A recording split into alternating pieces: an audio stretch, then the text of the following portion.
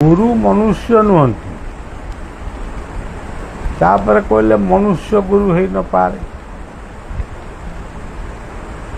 यही कथा को दिने भुवनेश्वर आश्रम 1982 मसीह 82 कि 83 मसीह हम बाबा बाया पाखे आमे बसी थाऊ कि कथा आलोचना हो किसी कथा आमे पचारू से कहे कि सी कौन पचारे आमे कहू से भाया मनोभाव आम भीतर जमा आसे। आमे केवल भावु जे बाबा गोटे कौन कहे टे शुणा एमती अनेक समय गत हुए। से दिन गोटे कथा प्रसंग से आउ क्या जन को बुझाऊले गुरु मनुष्य नुहंती मनुष्य गुरु हो न पारे। से कथा को बलिया स्मरण करी टिके साहस बांधी कहली कहली बाबा गुरु तो मनुष्य नुहंती ये ठीक आ मनुष्य गुरु हो न पारे ये कथाटा कौन बुझी होनी। कहले गुरु मनुष्य नुहंती एतिक बुझीपार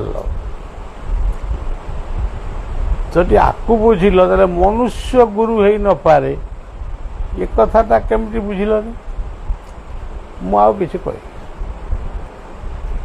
से मो भीतर से उत्तरटा भी प्राय अधा अधि आसला। मनुष्य सबू रूपरे जन्म हो पार एवं कर्म कर मनुष्य गुरु हो पार।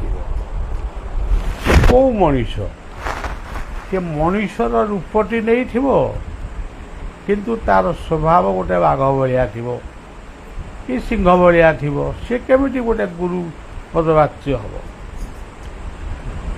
गुरु मीन रूप हो कच्छप रूप हो पारे यार अर्थ नुहे जे गुरु राक्षस रूप हो ये कथा केवल सम्भव नुहे।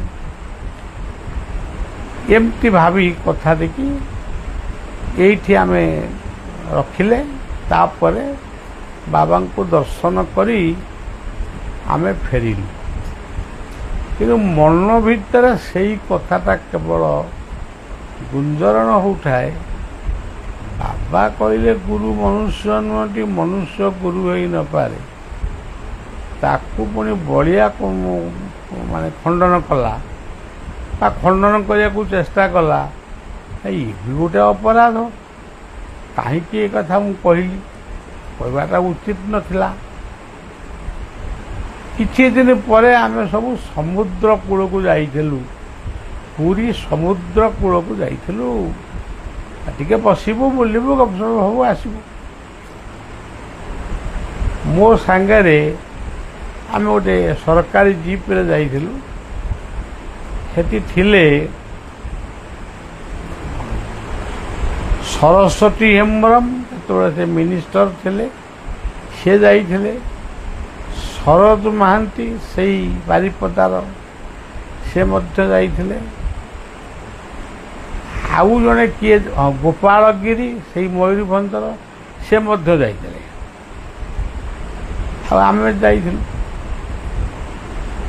आमे से समुद्र कूल बसिथिबा बेले हठात गौर हरि गिरी जी जाइथिले से कहले जे आमे चाहूचु समुद्र आम पाखक आसे। बोली ये की कथा समुद्र जाई कौटी आमे बसचे कौटी समुद्र केमिति आम पाखक आसीबो आमे कौन समुद्र को डायरेक्टर सी कहले से कथा कौन आमे कहूचु डायरेक्टर समुद्र नुहति किंतु ଯିଏ ସମୁଦ୍ରକୁ ଡାଇରେକ୍ସନ୍ ଦେଇଛନ୍ତି ସେ ଆପଣଙ୍କ ଭିତରେ ଅଛନ୍ତି। ତେଣୁ ଆପଣ କହିଲେ ସେ ଆସିବ। ଏଇ କଥା କହିଥିବା ବେଳେ ମୋ ମନଟା ପୁରା ଗଡ଼ବଡ଼ ହେଇଗଲା। ମହାପରୀକ୍ଷାରେ ମୋତେ ପକାଇଲେ। ଆମେ ଆଜି ରାତି ଯାକ ଏଇଠି ବସିବୁ, ସମୁଦ୍ର ଆମ ପାଖକୁ ଆସିବ। ତାପରେ ସମୁଦ୍ରକୁ ମୋର ଯେଉଁ ମନ୍ତ୍ରରେ ପ୍ରାର୍ଥନା କରିବା କଥା ମୁଁ କଲି। ଆଖି ବୁଜିକିରି ପ୍ରାର୍ଥନା କରୁଥିବା ସମୟରେ ସେ ବହୁତ ବାଟରେ ସେ ସମୁଦ୍ରର ଲହଡ଼ି ଥିଲା, ସେ ମାଡ଼ି ଆସିଲା। ଆମ ଅଣ୍ଟା ଠାରୁ ଗୋଡ଼ ପର୍ଯ୍ୟନ୍ତ ସବୁ ଧୋଇ ଦେଇ ଚାଲିଗଲା। ତେଣୁ ସମସ୍ତେ ହସିଲେ। ହସିବାର କାରଣ ଯେ ଆପଣ ମନା କରୁଥିଲେ ଆଇଲା କେମିତି? ଆଇଲା ଆଉ କ'ଣ? ପୁଣି କିଛି ବାଟ ଉପରକୁ ଗଲେ। ତାହେଲେ ଆମେ ଏଇଠି ବସିବୁ, ସମୁଦ୍ର ବର୍ତ୍ତମାନ ଏଇଠିକି ଆସିବ। କହିଲି ଦେଖ, ଏମିତି ସମୁଦ୍ରକୁ ତୁମେ ଭାବନା ସେ ଗୋଟେ ଛୋଟିଆ ଖେଳଣା। ତୁମେ ତାକୁ ଏମିତି ହଇରାଣ କରିବା ଉଚିତ ନୁହଁ। ସିଏ ଏଭଳି ଭାବରେ ଯୁକ୍ତି ଉପସ୍ଥାପନ କଲେ, ଯୁକ୍ତି ନୁହଁ, ଗୋଟେ ଏମିତି ତାଙ୍କ କଥା ସେ କହିଲେ। ଆମେ ଆମର ଏଇଠି ଶୋଇବୁ, ଗାମୁଛା ପକେଇକି ଶୋଇବୁ, ସମୁଦ୍ର ଆଇଲେ ଯାଇକି ଯିବୁ। ସେମିତି ସମସ୍ତେ ବସିଲେ। ବଳିଆ ମଧ୍ୟ ସେଇ ସମୁଦ୍ରକୁ ରତ୍ନାକରଂ ତବ ଗୃହେ ଗୃହିଣୀ ଚ ପଦ୍ମା କିଂ ଦେୟମସ୍ତି ଭବତାଂ ପୁରୁଷୋତ୍ତମାୟ। ଏଇ ଶ୍ଲୋକଟି ପଢ଼ିକିରି ମୁଁ ପ୍ରାର୍ଥନା କରୁଛି। କେତେବେଳେ ସେ ସମୁଦ୍ର ଆସିକିରି ଆମକୁ ପୁରା ବୁଡ଼େଇ ଦେଇ ଚାଲିଗଲା, ମାନେ ବେକ ପର୍ଯ୍ୟନ୍ତ ସମୁଦ୍ର ଆସିଲା। ତାଙ୍କ ମନ ଆହୁରି ଖୁସି ହେଇଗଲା। ତାଙ୍କର ତ ଜିଦ୍ ଲାଗିଛି। ପୁଣି କିଛି ଦୂରକୁ ଗଲେ। କହିଲେ ବାବା ଆମେ ଆଉ କହିବୁନି, ଏଇଠି ଆମ କଥା ଶେଷ ହେବ। ଆମେ ଗୋଟେ ଅନୁଭୂତି ନେଇକିରି ଯିବୁ। କହିଲେ ତମେ ତମର ଯାହା କହୁଛ କୁହ, ସେ ସମୁଦ୍ରକୁ କୁହ, ମୋତେ କେହି କିଛି କୁହ ନା। ମୁଁ କିଛି ମନ୍ତ୍ର ଜାଣିନି। ସେ ଆମେ ସମୁଦ୍ରକୁ କିଛି କହିବୁନି। ଆପଣ ହିଁ କହିଲେ ସେ ଆସିବେ, ଆମ କଥାରେ କ'ଣ ସମୁଦ୍ର ଆସିବେ? ଏଇଭଳି ଭାବରେ ତୃତୀୟ ଥର ମଧ୍ୟ ସମୁଦ୍ର ତାଙ୍କ ନିକଟକୁ ଆସିଲେ। ସେଇଠୁ ଆମେ ବାଲିରୁ ଉଠି ପୁଣି ଗାଡ଼ିରେ ବସିଲୁ, ପୋଛାପୋଛି ହେଇ, ଏବଂ ବାଟ ଯାକ ଆମେ ପୁଣି ଭୁବନେଶ୍ୱର ଫେରିଆସିଲୁ। ଇଏ କଥା ମୁଁ କାହିଁ କହୁଛି? ଆମେ ଗୁରୁ କହିଲେ ମନୁଷ୍ୟ ନୁହନ୍ତି। ହଁ, ଗୁରୁ ପ୍ରକୃତରେ ମନୁଷ୍ୟ ନୁହଁ, କିନ୍ତୁ ଇଏ ଜଗତରେ ଆମେ ଯାହା ବି ଦେଖୁଛୁ, ଗୁରୁଙ୍କ ବିନା କୌଣସି କଥା ଆଜି ସୃଷ୍ଟି ହେଇନାହିଁ। ମୁଁ ଆପଣମାନଙ୍କୁ କେବଳ କହୁନି ସିଏ ବଲ୍ମୀକ, ବିଶ୍ୱାମିତ୍ର, ସେ ଜନକ, ଏମିତି ଯେଉଁ ଗୁରୁମାନଙ୍କ ନାଁ ସବୁ ଆମେ ଶୁଣିଛୁ। ବର୍ତ୍ତମାନ ବି ଯେଉଁ ଗୁରୁମାନଙ୍କ ନାଁ ଶୁଣିଛୁ ଟିଭି ପରଦାରେ, ରେଡ଼ିଓ, ଯାହା, ପ୍ରକୃତରେ ସେଇମାନେ ଯେ ଗୁରୁ, ଇଏ କଥାଟା ସମ୍ପୂର୍ଣ୍ଣ ସତ୍ୟ ନୁହେଁ। ଗୁରୁମୟ ଏ ଜଗତ ଅନନ୍ତ ଶୟନ। ସିଏ ସବୁ ଜାଗାରେ ଅଛନ୍ତି, ସିଏ ସବୁ ଭିତରେ ଅଛନ୍ତି। ସମସ୍ତଙ୍କର ଦୁଃଖ ଆଉ ସୁଖକୁ ସିଏ ଠିକ୍ ସମୟରେ ଜାଣି ଠିକ୍ ଉପାୟ ମଧ୍ୟ ଦେଉଛନ୍ତି।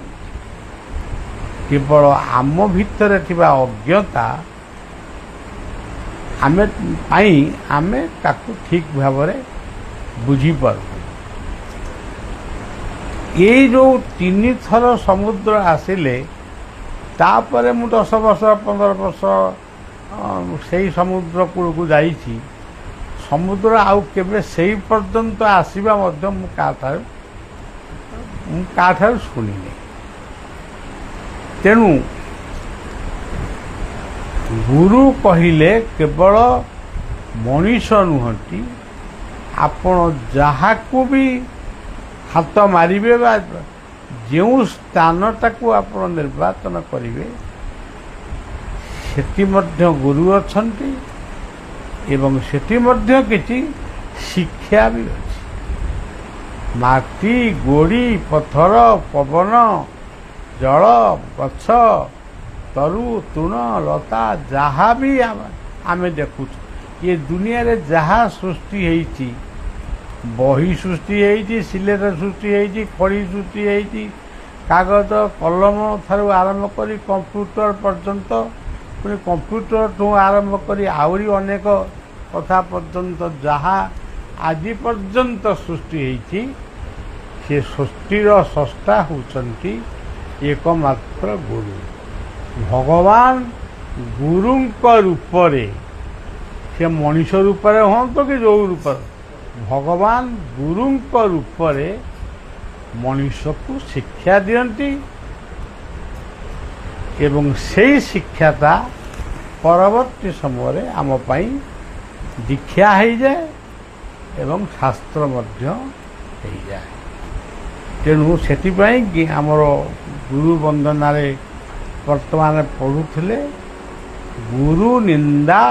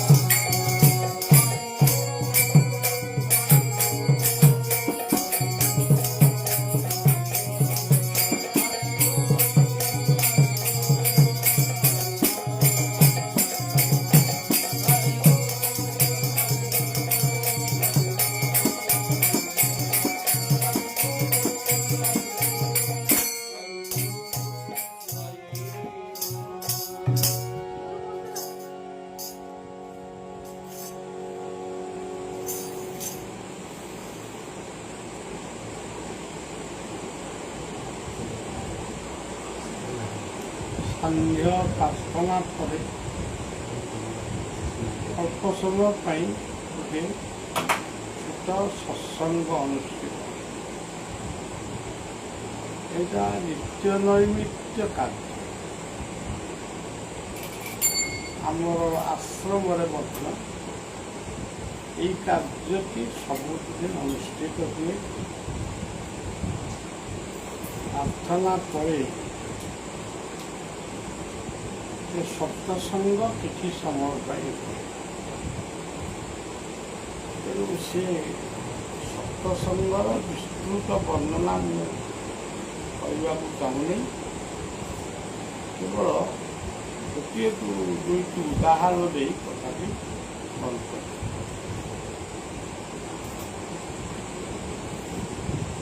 ମୋର ସମ୍ପୂର୍ଣ୍ଣ ଭାବରେ ମନେ ଅଛି,